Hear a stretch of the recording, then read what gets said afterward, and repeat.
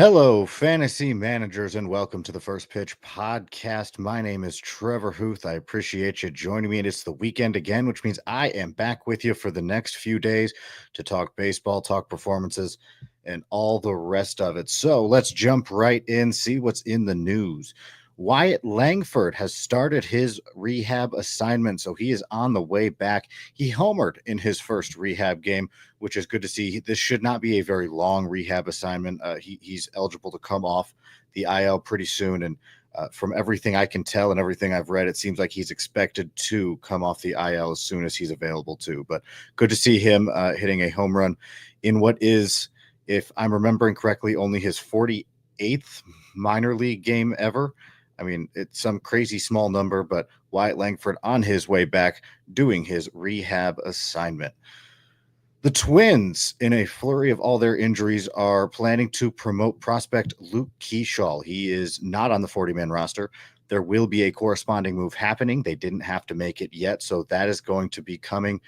He is, depending on the publication you like, right around a top 50 prospect. I had him a little bit higher. I believe for me personally, he's in that top 30, maybe 40 range, but I think I had him more in the mid 30s. Big fan of what he can do. And should be interesting to see how they deploy him. He is by trade or by eligibility a second baseman, but has played several different positions. So they are going to be able to move him around the field. The Twins are. So that's going to be interesting. Very exciting. Obviously, when prospects get promoted like that. And again, Luke Keyshaw will be making his MLB debut very soon. Few other Twins things. They got Jonah Bride. We know that. They officially put Matt Wallner on the IL. So that all became official today. I think that was all known it was going to happen, but officially happened. Grayson Rodriguez. Some not great news for him. He was already on the IL for soreness in his elbow and tricep area, and he had to get an MRI for shoulder soreness. So we're kind of moving up. It's the whole arm now. That's very scary. You don't love to see that. He's, again, already on the 15-day IL. He has kind of a history with these injuries dating back to his prospect days, and even into last year, he missed some time. So kind of a scary thing. Definitely something to monitor. Obviously, as the results of the MRI come out, more will be known. But starting with, soreness in the lower part of your arm and now going into the upper part, it's just could be a long road here for Grayson Rodriguez on the way back. Final bit of news to mention before we jump into some performances from yesterday's games. The Mets are set to select Jose Azocar. They option Justin Hangeman. They recall Max Kranick, and Jose Siri goes to the 10-day IL. A flurry of moves there, but to recap, Max Kranick, relief pitcher, comes back up. Jose Azocar has been selected, and Justin Hageman is sent down. Jose Siri to the 10-day IL. So things getting moved around a little bit in New York. All right, let's talk some performances here. Victor Scott is where I would like to start today. He went 1 for 3 with a stolen base. It's not the best performance I'm going to talk about today, but man, it's amazing the turnaround from Victor Scott last year to what we're seeing from Victor Scott this year. And that's kind of what I want to zero in on, because for fantasy purposes, he can do so much with so little. He has 7 stolen bases already this year. That ties him with Pete Crow Armstrong, Jake Mangum for second overall. O'Neill Cruz has the most. He has 9. He stole 1 today. And another interesting thing that I found as I was looking through the stolen base leaders, most of the players who are at the top have between 60 and 80-ish at bats. John Birdie has 6 stolen bases. So 1 less than Victor Scott. This is John Birdie from the Marlins. He has 6 stolen bases and only 21 at bats, which, I mean, doesn't mean a whole lot, but just was a kind of an interesting little stat there to have early in the year. Moving on to the Mets, Mark Vientos on the board with his first home run of the year. He's still hitting just 152, so kind of a slow start for him trying to get going here this year. You know who is not starting slowly? Ben Rice with the Yankees. He went 4 for 5 with a double today. He's hitting 317 now. The dude just keeps hitting, and usually he will cook Rice. In this case, Rice is not getting cooked. Rice is just hitting. He's doing just fine. Thank you. I wrote that joke myself. I hope we're all laughing. Moving on, Junior Caminero showing off his power, hit his fifth home run. I feel like every episode that I'm doing now, I'm just talking about how Junior Caminero is hitting a home run. He just obviously has tremendous bat speed and is a special, special player, but he's really caught fire as of late, it seems like, again, clubbing his fifth homer. Richie Palacios returns to the Rays lineup. This was his first game back, and he went 3 for 4 with a double and a stolen base. So a good game as he returns from an IL stint. Coco Montes was removed from the roster in order for Palacios to return. Montes doing some okay things for my 30-teamer. So happy for his service while I had it. Moving on to my Tigers. Spencer Torkelson is still torquing. He's at maximum torque. It is a wild torquenado. Whatever you want to say, however you want to do it, I believe the term that we use in the Pitcher List Discord is torque bork. He didn't hit one today. Those are for home runs, but he did have a double. He's hitting 286. He went 2 for 4 today. He just keeps hitting, and I will say it over and over and over again. I love to see it, but keep an eye on that walk rate, especially for fantasy purposes. You want him to continue to walk just in case there's another cold streak with the bat. I want to believe this is reliable, but if it's not, you want him to still be walking. That way he can still provide some value, especially in on-base percentage leagues. But man, is this fun to see while we have it. Absolutely love it.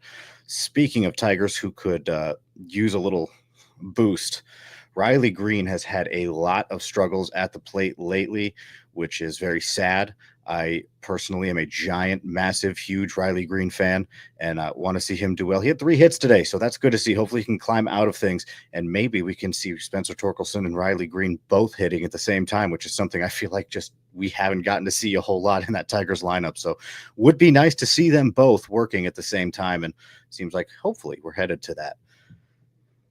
Moving to Baltimore, talk about a couple of their hitters. Gunnar Henderson seems like he's finally starting to shake the rust off a little bit. 2 for 4 with a double and a home run. This is his first of the year. On the other side of that coin, Jackson Holliday's cooling down. He had a really hot start, but now he's hitting 222. He's got a 25% strikeout rate and a 1.9% walk rate. And you want to see a little bit more from him, right? He's putting up walk numbers like Jacob Wilson, but he's not making contact at the rate of Jacob Wilson. So it's going to be interesting to see how that evens out. Jackson Holliday's only 22. I'm not worried about him being able to perform long term, but he is cooling down a bit from that really hot start. So it's going to be, we're just going to have to see what happens from here and keep an eye on his performances. You know who is really hot, who did really well yesterday? The entire A's lineup, all of them. It seemed like everybody was just hitting, including MLB home run leader standalone, and the man just keeps hitting bombs. It's Tyler Soderstrom. He's going crazy. He has 9 home runs now on the year, and I saw a stat that means he's on pace for 76 home runs on the year. Not going to happen, but that's the pace he's currently on, and that is crazy. It has been fantastic to see this breakout. He can hit, and that's what he's showing right now. Lawrence Butler hit his 5th home run of the year plus a double. Jacob Wilson with doubles. He had 2 doubles in that game. They just kept hitting. There was a 8-0 shutout that they won in. Speaking of debuts, talked about Luke Keyshaw. He'll be debuting soon. Edgar Cuero made his debut. He went 0 for 3 with a walk, but I am personally really high on Edgar Cuero. I know that he may wind up eventually in a timeshare at catcher with Kyle Teal for the White Sox, but Edgar Cuero can hit. And I think that's going to show through, and especially until Teal arrives. Teal's hitting, last I checked, it was like 196 with a 30% strikeout rate in AAA, so it still may be a little bit, but especially until then, Edgar Cuero, I think, could do really good things. It'd be interesting to see how these next few games go, to see if he can, catch fire, show his hitting ability. Obviously, his debut didn't get a hit. He did walk, did reach base. Other catchers, Cal Riley hit his 8th home run of the season, putting him standalone only behind Tyler Soderstrom. Soderstrom has 9, Riley has 8. But again, solid. I think he even added a steal. Pavin Smith with the Diamondbacks had a double and a home run. He's now hitting 404. What a resurgence that has been. 3 homers on the year, 7 doubles, and even stole a base in this one for good measure, not to be outdone on the base paths. Corbin Carroll with a trio of steals in that game. Looking at some pitching performances, Kumar Rocker struggled to this point this year. Looked like he turned things around a bit against the Angels. Keep that in mind, against the Angels. 7 innings pitched, 5 hits, 3 earned runs, no walks, 8 strikeouts. Speaking of Angels, or at least former Angels, Griffin Canning with the Mets, 6 innings pitched, 3 hits, 1 earned run, 2 walks, and 8 strikeouts. Reese Olson seems like he's turning around a little bit too. He's had a rough go of it this year. 5 innings pitched, 4 hits. They were shutout innings, 2 walks, and 5 strikeouts. Emerson Hancock with the Mariners had a triumphant return. He struggled so far in the majors across this year and last year, but 5 innings pitched, 2 earned runs, 4 strikeouts. Now into some of the bigger performances. I know I'm rolling through some of these pretty quickly, but Christopher Sanchez, 7 innings pitched, 4 hits, 2 earned runs, 1 walk, 12 strikeouts. He had a very, very big game, and he is not in the lead for strikeouts, but he's not far away from it. Andrew Heaney had a good game, 7.1 shutout innings, scattered 5 hits, struck out 4. And Eduardo Rodriguez, he is also just putting up strikeout numbers at a very high pace so far this year. Through 5.1 innings in yesterday's game, struck out 9. So some good pitching performances there. A couple relievers that I'd like to talk about. Robert Garcia picked up his first save of the year. He's been really good so far. He's got 5 holds, obviously now 1 save. So if you're in a saves holds league, this is definitely a guy who could help you. 2 ERA in 9 innings. I believe he's got 8 strikeouts, but being used in leverage situations, which is good to see. Orion Kerkering with the Phillies. He got a hold in this one, struck out 2 over an inning. And my only gripe with Kerkering is that in the leagues that I'm in, no one wants to trade him to me. I mean, seriously, I have gone after him in every single league, and no one wants to give him up. He is, oh man, I'm a huge fan. I think he's going to be a great leverage reliever for a while and eventually grow into a consistent closer role with the Phillies or whoever else that might happen with. Obviously, right now we have to believe it's the Phillies, but if I am in fantasy leagues with you, I don't trade him. I'll pay. If you don't have, it's just one of those. If you don't have them, it's hard to get them at this point because people just want to hold on to them. And I get why. Obviously, I want to trade for them. One more relief situation I want to talk about. Dennis Santana with the Pirates. He notched his 2nd save of the year. That's been kind of a weird situation all year because obviously Bednar sent down really quickly. Right now, it is Dennis Santana. Dennis Santana is the reliever. He is the closer at this point. Colin Holderman is expected to start a rehab assignment soon. That could throw a wrench in the back-end relief plans for the Pirates. So keeping an eye on that. There's still some time. Holderman hasn't started that yet, and Holderman wasn't very good in his first 5 outings prior to going on the IL. Maybe injuries had to do with that. If he can come back and pitch better than he did, he probably will be in line for some more of those save opportunities, definitely hold opportunities. He's been decent enough over the past couple of years in order to earn that. But watching that situation, of course, pay attention to Rick Graham and what he's saying. But Colin Holderman starting rehab assignment soon could throw a wrench in the leverage situations for the Pirates. This is the First Pitch Podcast. I appreciate you joining me. And we will look ahead to today's matchups, try to give you a couple streamers, and also it's a fun day of pitching matchups. I'm not going to lie. After looking through them all, pretty excited to watch some baseball. But for right now, I appreciate you joining me. We're going to take a quick time out. This is the First Pitch Podcast on Pitcher List. And welcome back to the First Pitch Podcast on Pitcher List. My name is Trevor Huth, and I appreciate you joining me. We've looked at some performances from yesterday's games, talked about some news, and now let's take a peek at some of the pitching matchups upcoming today. One that I am watching, and definitely a player that honestly I probably would go to stream if possible, Luis L. Ortiz with the Guardians. He is coming off of a 10 strikeout performance in his last outing. I'm interested to see how he follows that up, but the reason that I would feel pretty comfortable streaming him, he's pitching against the Pirates. So there is a good chance he could follow it up and have another good outing. He's somebody I really was interested in because, I mean, he showed, this is his former team, and he showed with the Pirates that he had some upside, and then he goes to a good pitching organization like Cleveland, had a couple of rocky outings and then a 10 strikeout outing his last one. So we'll see how things go. JT Ginn versus the Brewers, another pitcher that I am watching. He had his MLB season debut versus the Mets, and he did pretty well. So I want to see how he follows that up. Want to see how he follows that up against the Brewers lineup. Now, a few interesting matchups. Mackenzie Gore. I am a huge Mackenzie Gore fan. I way overpaid for Mackenzie Gore in some leagues just because I believe that there's a lot left there. He's going to be pitching in Coors against Chase DeLander. So in theory, Mackenzie Gore versus Chase DeLander is a super fun outing. In practice, and if it's in Coors, it's probably not as fun. Although Coors and Gore, I mean, you could rhyme there a little bit. So there's maybe a silver lining. I don't know. Either way, I want to trust Gore. Obviously, for me, he's a set it and forget it guy, but going in Coors obviously is definitely something to pay attention to. Now, the fun matchups. Usually I pick one matchup of the day. Please don't make me do that.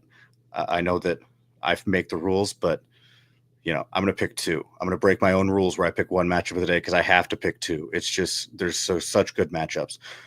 The first one, Royals versus Tigers. Cole Ragans versus Jackson Jobe. This is MLB strikeout leader Cole Ragans versus one of MLB's top pitching prospects, Jackson Jobe, who has looked very good, albeit without the whiffs that you'd like to see for fantasy purposes.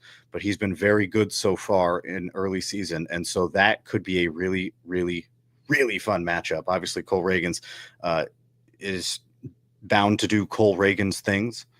However, the Tigers lineup has been pretty good, and Jackson Jobe is looking to take that step forward, maybe get a little bit more whiffs than he's had in his last few outings. That would be fantastic with Jackson Jobe. I mean, it's really hard for redraft to hear this, but just stay the course. I mean, he has to learn how to pitch and get his whiffs against major league hitters. His stuff is so nasty.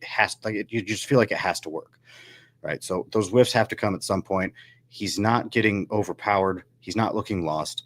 Something's going to happen. So if you're worried about the whiffs, don't worry about the whiffs. He'll get the strikeouts. They'll come. I'm very confident in that. So Ragans versus Jobe should be a fun matchup. And then the other one, the reason that I have to pick two, Sandy Alcantara versus Zach Wheeler. That has to be must-see TV. I mean, that's just going to be such a fun matchup. Not if you're a hitter. If you are a hitter facing them, you're probably pretty upset. But in terms of baseball fans watching, especially, pitcher list where we like pitchers, Sandy Alcantara versus Zach Wheeler is going to be an absolutely amazing pitching matchup to watch, and obviously for many reasons, but certainly one that I am excited about. With that in mind, guys, make sure to check out all the wonderful articles we have going up on Pitcher List. Obviously, Nick updates the list constantly. You can find streamers.